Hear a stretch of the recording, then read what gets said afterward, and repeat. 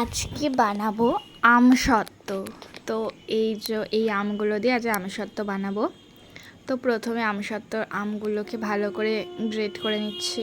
এবার আমটাকে ভালো করে মিক্সিতে স্মুথ একটা পেস্ট তৈরি করে নেব।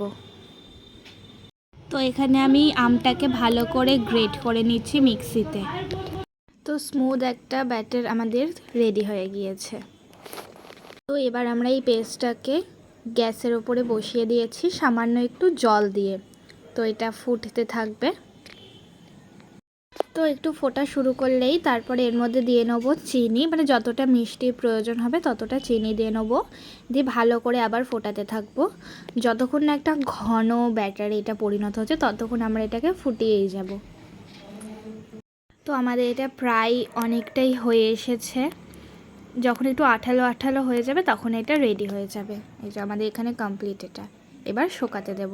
ফার্স্টে থালাটায় আগে তেল ব্রাশ করে নেবো, তারপরে ব্যাটারটা দেবো।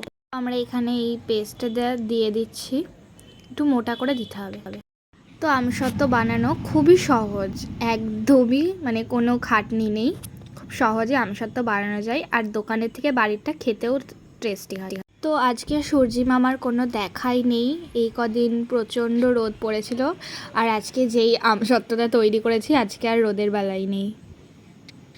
তো তারপরে আমি আমসত্ত্বর থালা দুটোকে নিয়ে আমি ছাদে চলে এলাম, কারণ ছাদে খুব সুন্দর রোদ ছিল, ভালো শুকোবে। তো এই যে আমাদের এখানে আমসত্ত্ব একদম রেডি, আর পিঁপড়ের জন্য তেজপাতা দেওয়া হয়েছিল, আর আমসত্ত্বটা খেতে হেভি হয়েছিল।